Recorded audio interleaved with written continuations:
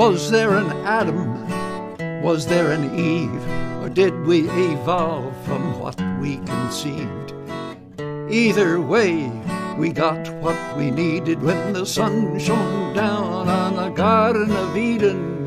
Don't you know we're gonna have a Solartopia, Solartopia, Solartopia. Don't you know we're gonna have a Solartopia all over God's green world? Well, we bit that apple and the garden was lost, and so we had to work to pay the cost. And so we went digging into the ground and started to burn many things. Hey, everybody, that was the Divine Darwin singing, as always, with Pete Seeger, the legendary Pete Seeger, and David Burns, who wrote the words to that song, except for the one key word, Solartopia, which I wrote. We are in a very, very serious mode today, but we'll start with the good news. The good news is that I flew from California to Ohio I was on Southwest, and they're only selling 2/3 of their seats.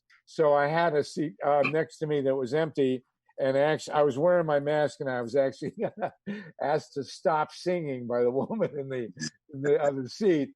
But at any rate, I got all nervous, and I went and got tested for the COVID, and I am negative. So thank goodness for that. I will tell you, and this is not a medical recommendation, but I will tell you that I am doing 3 things. Oh, look, there's a beautiful child. Wonderful. Hi there. I am doing 3 things to fight the COVID. One is I'm taking zinc. I've read a lot about zinc, a lot about the various things.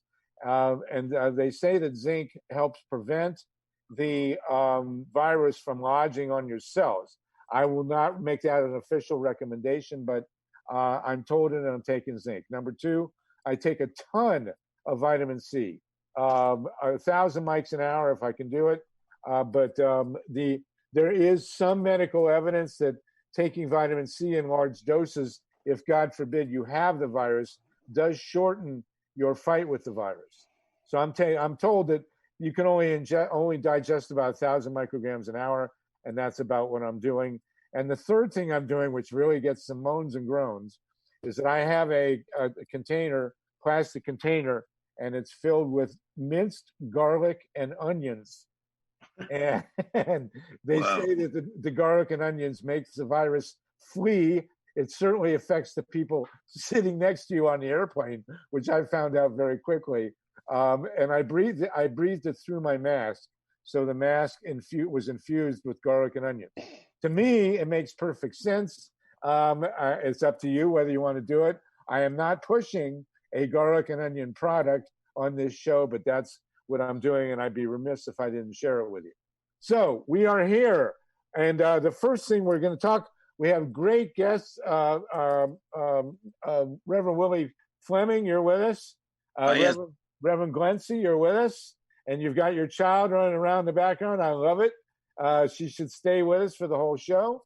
We've got the great Joel Siegel, the co-convener of the Emergency National COVID-19 Response Team. And we have the old man in the sea, Mark Karlin, here. You know, I love being able to see my guests. I know a lot of you are listening on podcasts, but if you can get to YouTube and see this, it's a whole other world seeing my guests.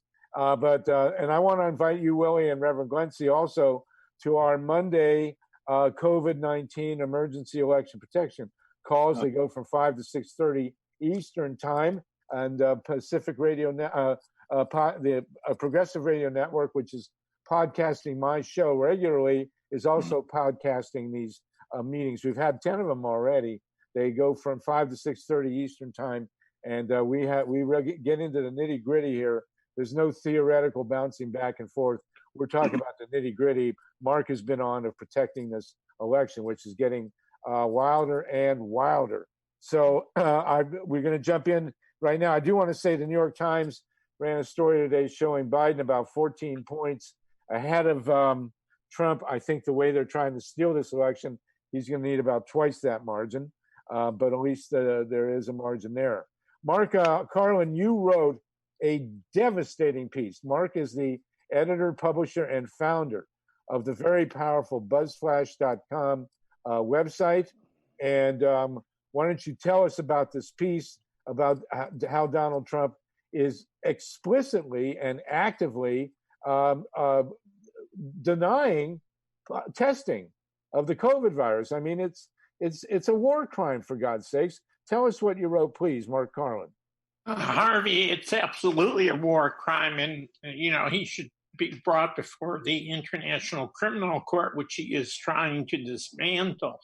The title of the piece said that no, this campaign rally in Tulsa was not a reset, which is a frame that the Trump campaign was using on his campaign. It was willful homicide, as you said. I don't think there's anything new. The press seemed astonished that he would say that he tried to slow down testing. BuzzFlash has noted for the past 6 or 7 weeks that he's been engaged in willful homicide by saying the testing. This was not the first time that he said this. Needed to be slowed down. And last week, twice, he stated the ludicrous notion, which makes one think that he clearly is pathological. He stated the notion that if we tested fewer people, there would be fewer COVID infections. Which is like saying if you don't take a pregnancy test, you'll never have a baby. I think or if you go for a cancer test, you may have cancer, but if you don't go for a test, you'll avoid getting cancer. So it should have come as no surprise to the press. He stated this almost from the beginning when he said, look, if the numbers go up, we look bad. And what he's fallen back on is a technical trick. He keeps saying to the press that we have tested more people in the United States than anywhere else in the world. Technically, that is true.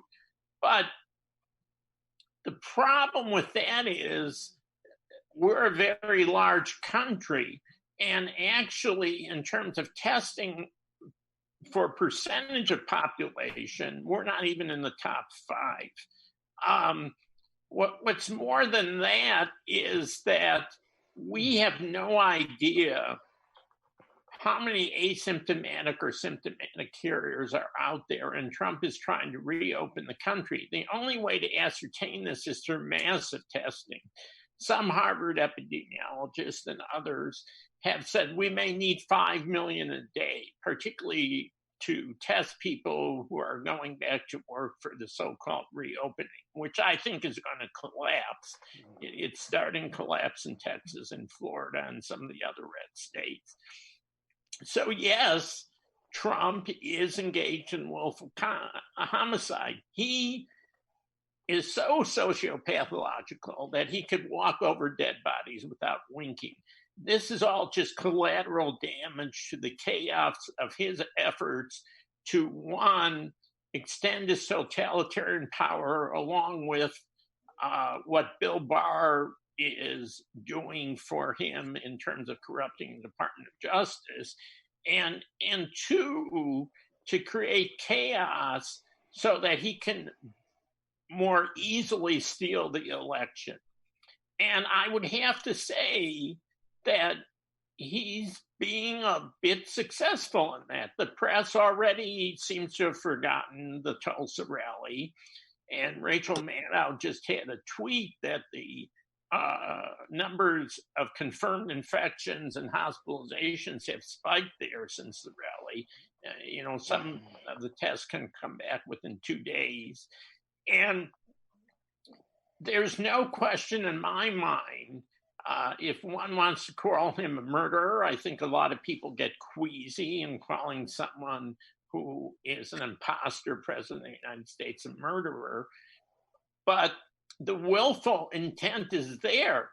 And when he was asked on Monday by a reporter from Scripps if he indeed said this and meant it, he didn't answer. Now, his staff, Kellyanne Conway's and McEnany and others, were saying that he said this in jest. But he told a political reporter yesterday when he was going on to Marine One to fly out to Air Force One to then go to Phoenix, he said, in any case, when he was asked again if he said this in jest, this time he responded, "I don't kid. That's Right. not my style. I don't kid." Meaning that he meant that seriously. Now, coincidentally, the reason he may actually be fessing up about this is that the Democrats in Congress have found that the White House has not spent $14 billion that was allocated for testing in one of the congressional tranches that was passed and signed by Trump. So it would appear he is indeed slowing down testing by his own admission. He wasn't joking around. He was dead serious, so to speak. Now that is showing up now as the coronavirus rages through the South, through the red states, and people like Governor Greg Abbott of Texas, who is a big Trump supporter, is beside himself because he doesn't want to give in and roll back the so-called reopening, but he said he might have to consider it because the flare-up in Texas is so bad. Yes, and Doug Ducey in Arizona is in the same situation. Now, all of this happened, if you recall, due to Trump not listening to the advice of his CDC, NIH, and Fauci team not to open up so fast. But he insisted that we were going to reopen, and he kind of made that the narrative. The press went along with it, and the southern states started reopening very quickly, and this is the result. And some people predict, some specialists, that up to 200 million people will die. We're at about 122,000 now confirmed coronavirus deaths. They're probably a little higher because many people have died at home and not been tested. And we may have up to 200,000 deaths by the end of August. Right. So in the United States in 1918, the virus killed 675,000 people. There was zero response from the federal government. Woodrow Wilson took us into war. Woodrow Wilson was more responsible for the influenza epidemic in 1918 than Trump has been now, but that's no excuse. And I don't know that we're doing any better at treating it than we have been. I will say, you know, I read the New York Times every day, and I come across these obituaries, and I just want to cry. I mean, I read an obituary today of a 35-year-old African-American woman, a brilliant scientist, just the kind of person that you just do not want to lose. And she died of the COVID. I mean, she's 35 years old. So, I mean, this is absolutely terrible. What they're finding, it's interesting because one of the trends they're finding, CNN took note of it in the South, that many, much larger number than had been the case in New York and New Jersey when they were the epicenters, a very large number of these cases that are happening in the South are among younger people between 20 and 40. And that's a new development. The coronavirus is a virus that we're still learning about, but specialists have found out at this point that it mutates slightly. And what is happening in the South may be because of that. But again, more younger people, percentage-wise, are getting infected in the South. But this Houston, I read, was practically at the level of Brazil, which is a horrific flare-up. And we'll notice that the places that the virus is killing the most, percentage-wise, seem to be the ones with authoritarian governments. We don't know anything about China, really, that's reliable. But in Russia and in Britain and in Brazil, and here, all with authoritarian governments. And you have to say we have an authoritarian government that we're doing the worst. Reverend GLENCIE, do you want to jump in on this discussion before we turn our sights on the election? Reverend GLENCIE, are you there? Not sure your audio is working right. Willie Fleming, do you want to pipe in on this? Oh, yeah. Well, mine is more concerns about the election itself. We pretty much know that the virus affects people of color at a higher rate than anybody else.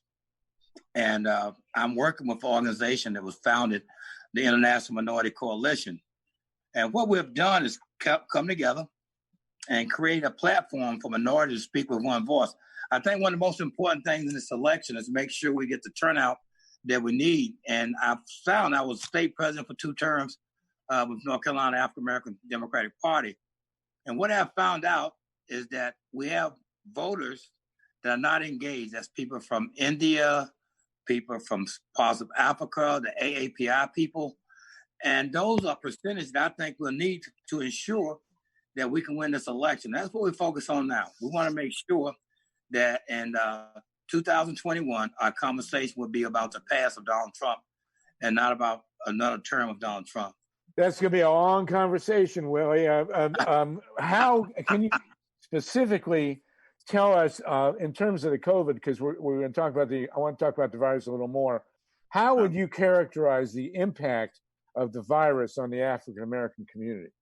Well, what it's done, though, of course, it hits us harder because, one, of healthcare, two, right, the environment that we live in. So it's hitting us harder. And now with the unemployment rate, closing down small businesses, it affects us economically. So if you take, I was on the phone, I think, with the vice chair of the mayor's office. And one of the things we talked about was a small business, how they was trying to help small businesses. Unfortunately, I think they gave $150 million, and they've already allocated a lot. And I said, what percentage is going to minorities? And they couldn't tell me. Well, some of the people that I know with small businesses are affected that way. They're affected by healthcare. They're affected by not being covered with pre-existing conditions. So, you know, it hits us hard now. And again, you take the people that don't have access to healthcare are the ones that suffer the most. So absolutely. It's hitting us all over. Terrible. Joel Siegel? This is ethnic cleansing. It's not an unknown fact that the majority of people who have COVID-19, both infection and death rate, are Blacks and Hispanics. Hispanics have the highest death rates. We have a president who has, look, I worked in Congress most of my career. I've advised presidents. I've advised, the majority speaker, Pelosi. So I know how this works. I've worked with Obama. He has Fauci and other people telling him, look, the highest infection rates are Blacks and Hispanics. And what does he do? Mark's paradigm of the sociopath is absolutely correct. He says, well, let's not test, number one. We'll be last in testing in terms of the industrialized world. Number two, let's make sure that the workers at the meatpacking plants don't have mandatory PPEs. Let's make sure there's no federal OSHA guidelines. Welcome to the far right wing Republican Party dream of no government and not giving a damn about whether Black or brown people live. This is ethnic cleansing. Right. I don't care what anyone says. He knows this is going on. I tell you what, I hope that he is tried as a war criminal in the court of The Hague. These are war crimes. You don't have to shoot a missile to be convicted of a war crime. These are war crimes against Black and brown people. End of story. Unbelievable. Reverend GLENCIE, have you left us? Jesse, I don't know, maybe we can get her back, but Mark Karlin, my experience, of course, is a pure white privilege experience, and it still wasn't all that great. Oh, there you are. I went into a neighborhood urgent care, and I made the mistake going on my bicycle. Or what they do, they want you to sit in your car, but you got to go in and fill out a form on an electronic pad, and then you sit in your car and you wait for it. They couldn't handle me. I think I was the first one to show up on a bicycle, and there was no bench, and I was standing there for about 20 minutes. But they did finally get to me, and I had Medicare. Now I don't know what that test would have cost. It's staggering to me. There was a list on the. I just wanted to break the window. There was a list on the door of this clinic, this urgent care clinic, saying all the things that they didn't accept. Yes, lucky for me, they did accept Medicare. I don't know how much it would have cost me. They're charging people. That's right. It's outrageous. It's $300 anywhere to $3,000. To get tested. By the way, remember the President Trump. Let's go back to Mark's paradigm of the sociopath. He said that testing was going to be free. Yeah. No, it's not free. If you don't have the money to get tested or you don't have insurance, there's a good chance that you'll be not only turned away from the hospital when you have COVID, but you will not get the testing. What kind of nation do we have where your life or death during a pandemic depends on whether or not you have $300 or $3,000? Then you get a bill from the insurance company. This is your copay based on the hospital charges or the clinic charges. This is why I wrote the bill Medicare for All with John Conyers, single payer, so this scenario wouldn't happen. Hey, Joel, hold on one sec. Reverend GLENCIE, do you have some noise in the background there? Sorry, let me put you on. Okay, thanks. All right, go ahead, Joel. I mean, that bill was written in 2003 by I had 60 doctors. It was Mr. Conyers, right? Genius. Representative Conyers' idea of having a Medicare. He didn't want to call it Medicare for All. It was a single payer bill. But I mean, until we delink coverage with work, you got we have 40 million people who are about out of work. We're going to see tens of thousands of people with medical bills that they can't pay. Then the credit companies are going to go after them and do what they just did to me 5 months ago, take an $1,800 prior bill that I could have never paid out of my bank account, garnish it, and destroy people's credit. Guess who? Disproportionately, Black and brown people. Why? Yeah. And young people. They have the higher rates of infection. So my experience. So okay, racist. I got Medicare. They did the test for me, which took less than 10 seconds. Right? They stuck that thing up my nose, both nostrils. This was on a Saturday. I got the results 5 days later.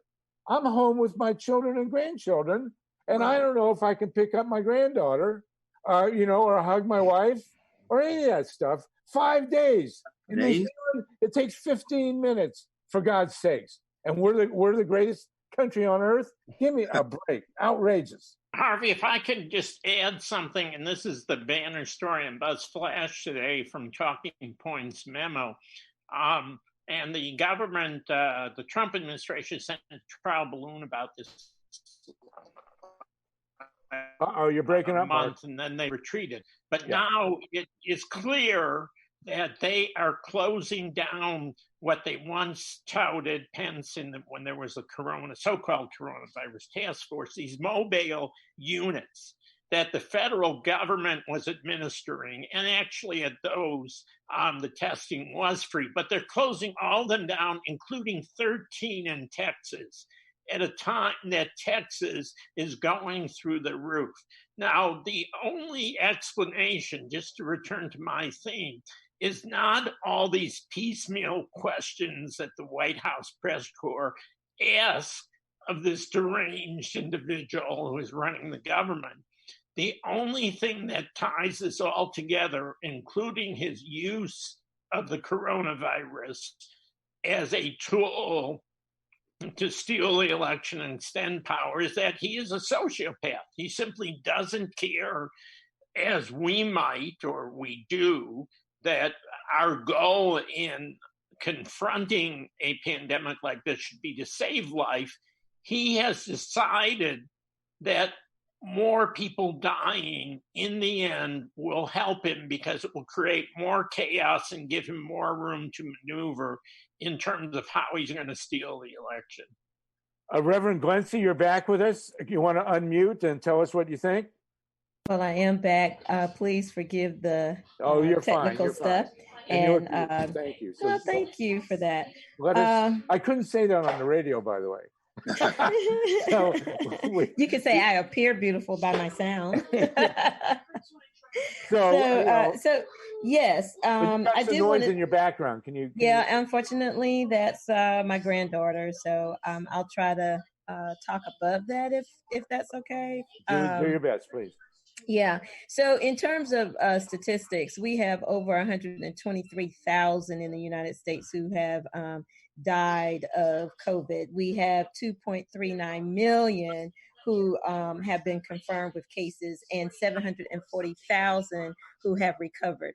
And for us to be the so-called richest country in the world, we are despicable when it comes to how we take care of all of our citizens, but especially those citizens who are of African descent, who are greatly disproportionately in receipt of health care, housing, livable wages. All of those things are intersectional with what's going on. And so when we think of COVID, it is not an isolated barrier to the communities of African descent. It really is intersecting with all of the things that we who are on that battlefield, we're out there in the streets fighting for justice.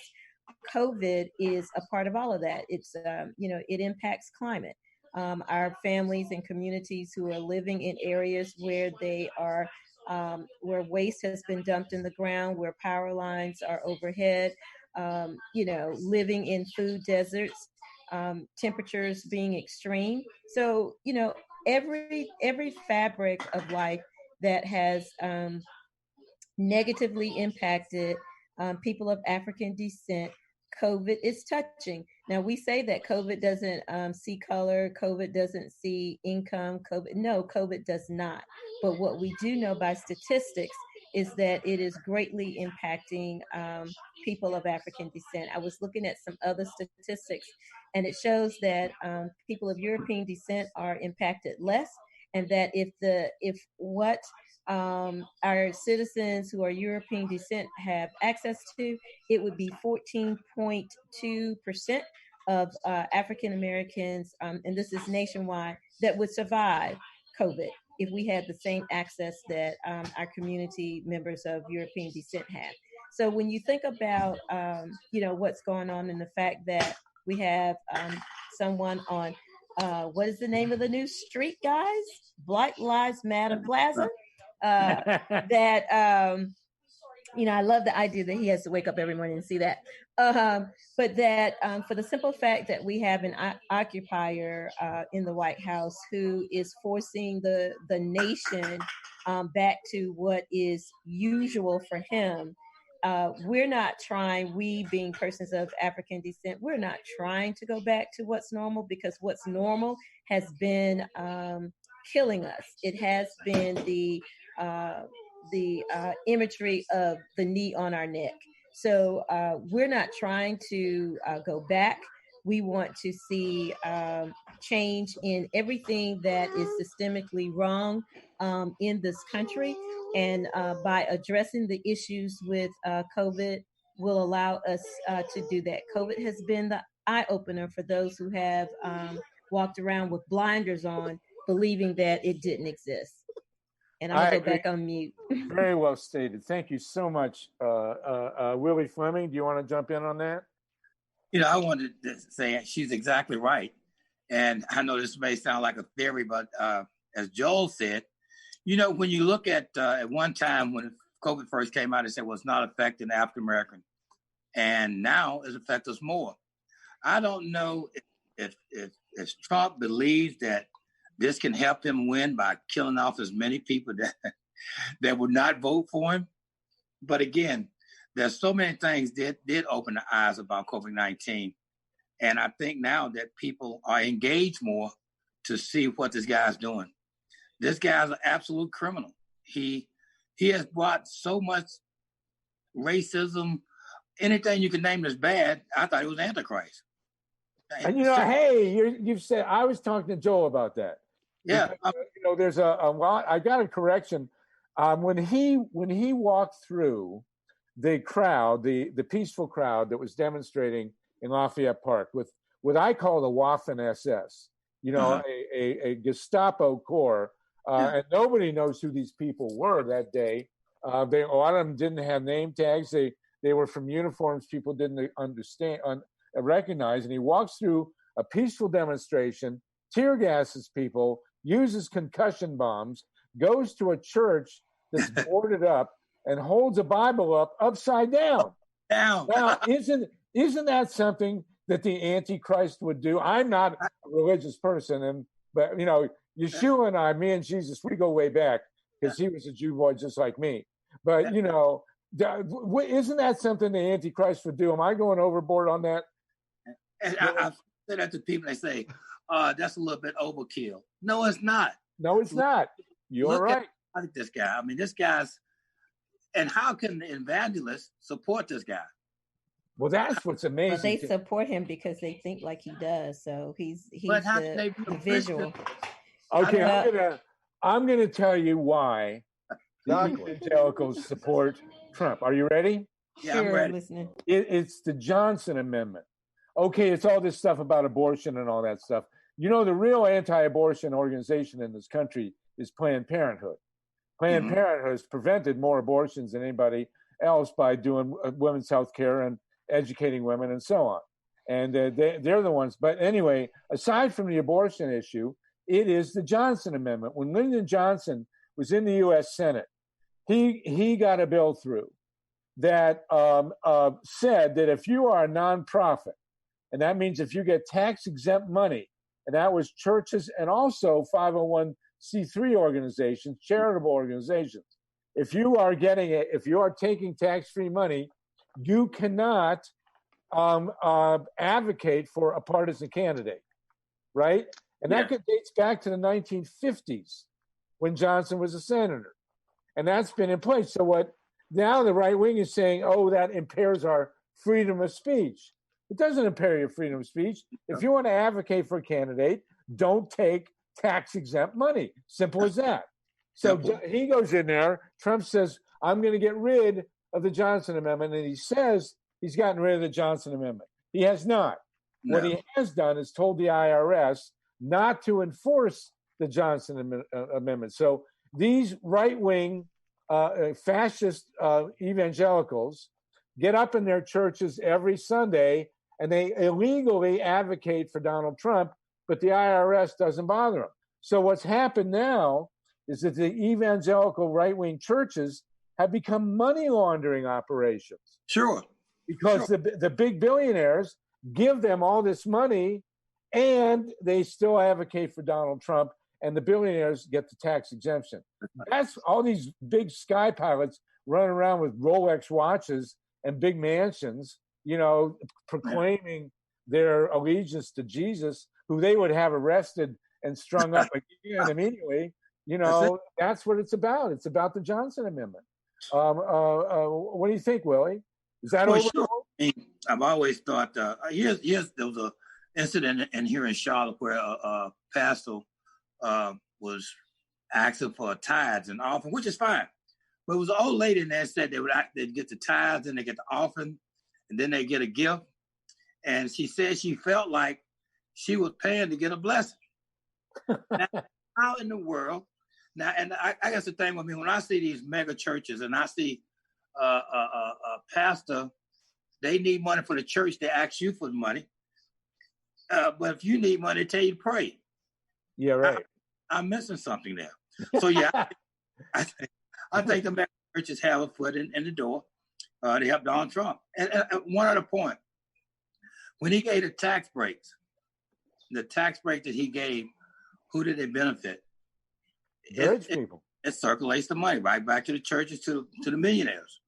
So something has to change. Something has to change. Reverend GLENCIE, I saw you chuckling there. You want to chime in on that? Yeah, I think it's comical. that we have churches who expect members to give their last dime, but when they need assistance, they can't get it. That's not a church. That's a membership. That's a country club. That's not a church. And you're so certain for true that if Jesus were walking around now doing what he did 2,000 plus years ago, he would be it would be a sanctioned murder again. So his murder, his killing was a state sanctioned murder. And a lot of preachers don't want to preach that in their pulpits. They want to skip to when he got up on the third day, but they don't want to talk about the fact that Jesus was truly a revolutionary. He was a radical. He was a disturber. He was a distractor. He took care of making sure that the government knew what they were doing was wrong. And the greatest example of that is when he turned the tables over. To send a clear message. And what we know about our country is that the two things that go together for the United States and other capitalistic countries is power and money. And when you start attacking those two things, that's when they're ready to shut you down. And so just like those are the two things that they are willing to stop at all costs, those are the same two things that we need to be pushing every day. So number 45, is breaking every rule there is. So he's really presenting an example that, you can commit a crime and keep on going. He's doing business clearly as usual, but there is an answer to all of that. And, well, let's talk about that. Our goal is to turn the notch up on voting, to really send a hard message that a no vote is a yes vote for the opposition. So, if you choose to sit home, then you have voted for the outcomes that you will receive. We have to employ our citizens from every voting age to our senior age, that how we're going to do this thing, we have to vote. Then we also have to be able to structure how we're going to do that, getting people to the polls, getting into places that have been shut down. It is awful what has happened in Kentucky. How do you go from 3,000 polling places to 200?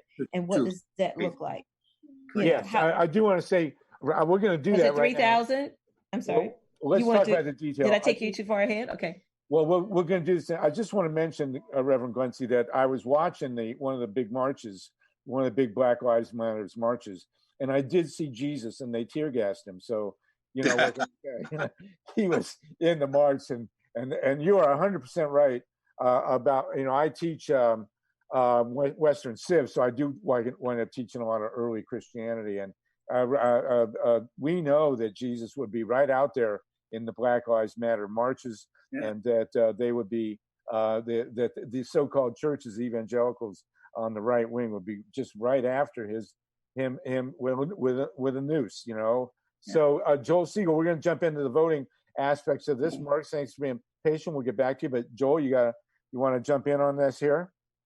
Yeah, I want to riff off what Reverend GLENCIE Redder just said. Here's the question I have. I don't expect evangelical Christians or right-wing Jewish people from my community to come out against Trump because they voted for him, and they'll probably vote for him again. What I don't understand is, why are the more progressive rabbis, progressive ministers, where are their voices right now? During COVID-19, during probably, one of the worst economies we've seen since the Great Depression, but they are conspicuously very, very, very quiet. And I think why GLENCIE is so correct in what she just said, it's the only chance we have to get a modern Adolf Hitler, Mussolini, David Duke, and then Damien. Does everybody remember the movie Damien? Where the devil, right? The devil's son runs for president. Well, Damien got elected. His name is Donald Trump. We have to have a freedom summer like the 1960s. We have to plan this. It has to be done like World War II scale mobilization with funding. We have to get so many people to the polls. You're leading this, Harvey, Willie, and Reverend GLENCIE Redrick are also leaders in our state. to form this kind of coalition, but we got to get people to the polls.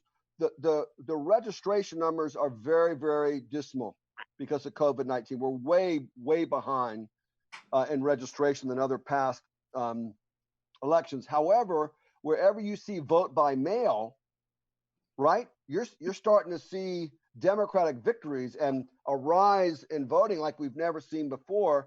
The question is, how do we do that in the swing states? And I'll end by saying the what if scenario. What if because of voter suppression? What if state Republican legislatures, legislatures and secretaries of state, what if and Trump and the Republican Party spending $20 million to suppress the vote, and are going to have 50,000 people at the polls looking for so-called suspicious voters committing fraud, which of course is a lie. What if down ballot victories are won, and even Trump, because we didn't bother to fight back on voter suppression and Trump's campaign? The Democratic Party, they don't have a plan.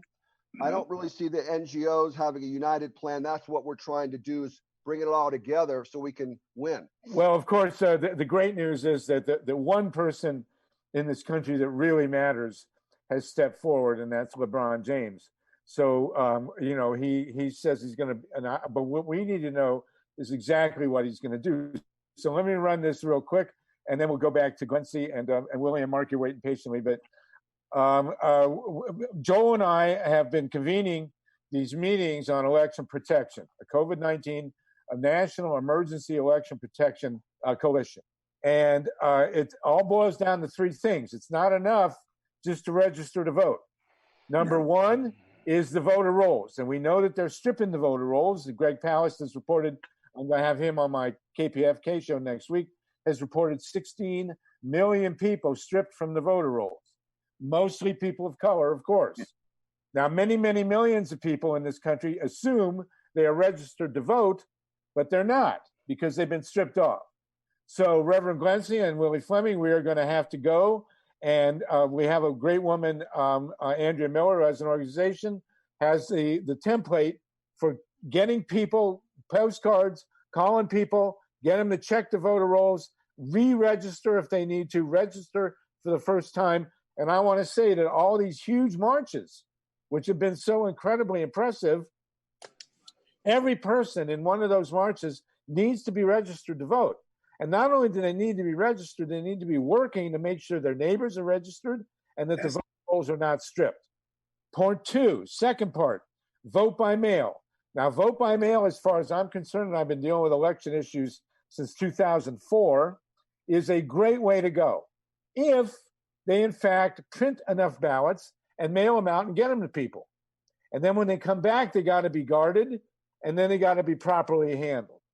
So there are about 20 issues. Mark Karlin has run my article at buzzflash.com, and it's run in Reader Support News and elsewhere. There are about 20 major points that we have to look at vote by mail to make sure it works. There's no reason to oppose vote by mail now. It has to be dealt with and made to work. It's been working for a number of years in 5 states, in Colorado, Utah, Oregon, Washington, Hawaii. They've all got vote by mail nailed down. But a lot of new states are going to be doing it. Basically, all states have had vote by mail, but it's absentee ballots.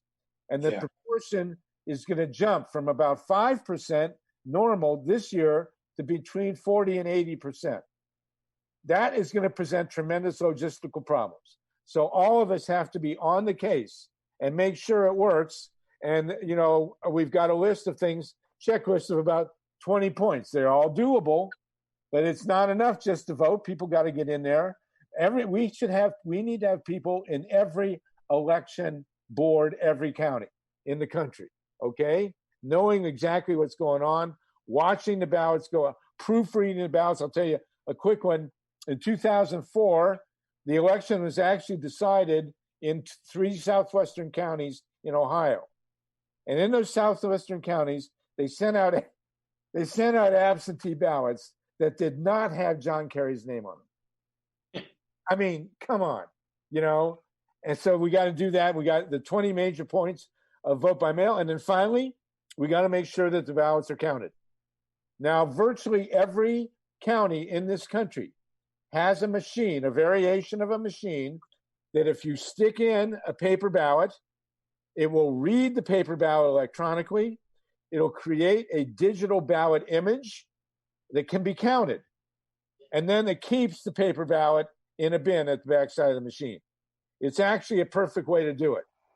But you got to make sure the machines aren't hacked. You got to make sure that they're plugged in, they work. All the machines will take an image, but in many cases, you have corrupt election board officials who just erase the image and come up with whatever they want. So that's the trifecta or the trinity, if you're religious, of protecting this election.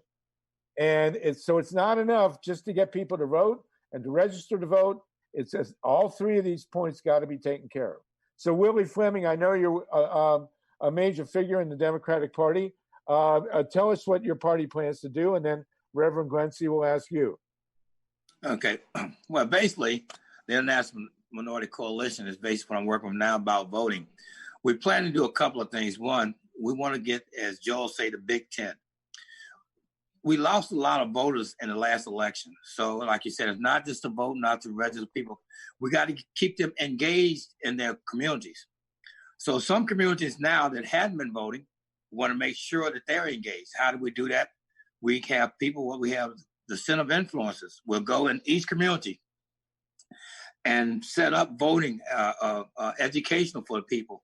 You know, I found out that probably, as again, a large percentage of people, especially minorities from different countries, has not been engaged in voting. And some of them have been Republicans. That I know 60% of my members were Republicans until they got to the coalition. Now they're going back to their neighborhoods and implementing voting strategies for these people. And we have the chair of the 12th district, Cozy Watkins. She's helped to train the people that's going out. And I think it's just a base, like I said, you have to have knowledge, the desire, and realize the importance of this election. So we're going all around. We're not going to leave any stone unturned. So again, we want to go to the communities, get in the neighborhoods, and start now. We're starting July. And you got to get into those election boards. You got to get people working in the election boards and know everything that's going on there. It's not all that complicated. Yeah. But we can't because we know the Republican, the right-wing Trump people have already gone in there. Willie, that sounds great. I hope you'll come on Monday. I'd like to have you talk to my election protection group with Joel. 5 p.m. out, and we'll work on that off camera. Okay, Joel. Right. Reverend GLENCIE, do you want to add to what Willie Fleming has said? Sure, I do. I'm also a part of the 12th Democratic Congressional District. I serve as the chaplain who works at the pleasure of Cozy Watkins, who is the president. Thought I looked familiar? Okay, that's me. But I truly believe that there has to be a strategy, that registering to vote is not enough. We have to be able to educate our voting community on the various positions, what they stand for. We also want to make sure that they understand the role of local politics and allow that to roll up to national politics. I also want to say that we need to begin to remind our constituents, or have them reimagine that they're the ones with the power, because we have been duped into thinking that the power is at the top and that the people have no power. So doing something with that mindset to help persons understand that, yes, your vote does count. Why does your vote count? Because you have the power. And when we come together collectively, we can change. This weekend, I and Colette Alston are doing a voter workshop where I'm going to talk about the history from 1619 to now, why the vote has been taken away from us. And as many of the commercials that we have seen about voting, when anyone goes through the length of suppressing the vote that we have seen, then you should know that your vote matters and that it has power. And so that's the information that we want to communicate. So Dr. GLENCIE, I'd like you to come on also on our Monday call and explain to people of what happened in the workshop that you're going to do on the weekend. Sure, That would I'd be be happy really, to. really helpful, because this is what we want to. And not only are we working to save the election, we can train 100,000 young people just going in the next 4 months. If they have the experience of going into the election boards and saving this election, Yes. then it will change the world forever. I'll tell you real quick, when in 1962, I was 16 years old. I was a junior in high school, and my parents were very liberal. They were Kennedy liberals, but I had never done anything, and I was asked to go picket a roller rink in Columbus, Ohio. I was captain of the tennis team. I'm a very competitive guy, and I said sure. And we went, three white people, three of us picketed the roller rink, and then for some reason I don't know why we went in, and they had a court case, and we won, and they desegregated the thing, and I said, "Wow, man, that is really cool. You can win, and that changed my life forever." So I am not one of these do-gooder liberals. So we give it a good try and that's it. No, man, we need to win this. And if we can get 100, 200, 300,000 young people into election boards in the next 4 months, we will change this country forever. Yes. Change it forever. You know what I mean? Yes. So, Joel, did you want to jump in on that? And then Mark, a quick word. Almost out of time. It's very inspirational to me to have you guys on this show, especially to be able to see you. I mean, it's really good. Thank you. Joel? Well, I was going to say is, no matter what movement I've studied or been a part in, you had to have a coalition and had to have a plan. As Congressman Walter Fauntleroy used to tell me, Joel, you got to work the plan. We got to get paid organizers. So GLENCIE was talking about, the work she's doing. What if GLENCIE got paid? What if she got paid? GLENCIE is one of the best organizers in not just Charlotte, in the whole nation. Okay. Mm-hmm. But we don't pay. The Democratic Party can't just run commercials for people running for office. They have to pay the GLENCIEs and the WILLIEs, the people who are actually in the community. And it's not too late for that to happen, but we need funding. So if anyone's listening, if they could call you, if they have access to funding, we need to fund these coalitions. Yes, absolutely. Come to, you can visit me at solartopia.org. We do have a 501c3. Anybody want to donate to the Columbus Institute for Contemporary Journalism will be tax deductible, even with the Johnson Act in place. It is a legitimate 501c3. Mark Karlin, let me give you a minute here from BuzzFlash. Anything you want to add in? Just that the Trump administration is going to be absolutely ruthless and lawless, as the Republican Party will be in the states that it controls. Voter registration, as we know, is down, I think, 80 or 90% because of the Department of Motor Vehicles being closed, and people not being excited about doing door-to-door organizing in the midst of a pandemic. So anything that can be done. But the notion that sometimes Democratic Party has that this is going to be something akin to a fair election is absolutely a fantasy. We're dealing with burglars, robbers, and thieves, and murderers. Anything they can to deal with you. Yeah, they're murderers. And I got to tell you, thank you, Mark. I got to tell you, I am asked often to watch my rhetoric, but I taught Western civilization. I know way too much about the Nazis. And I will not in any way, shape, or form hesitate to equate Donald Trump with Hitler. This is exactly what we're seeing here. The reason people get confused is that Trump doesn't look like Hitler. He looks like Hermann Goering.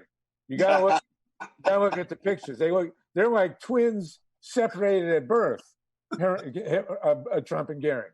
But Trump thinks like Hitler. Hitler had no compassion, no empathy, did not care anything about human life. All he cared about was power.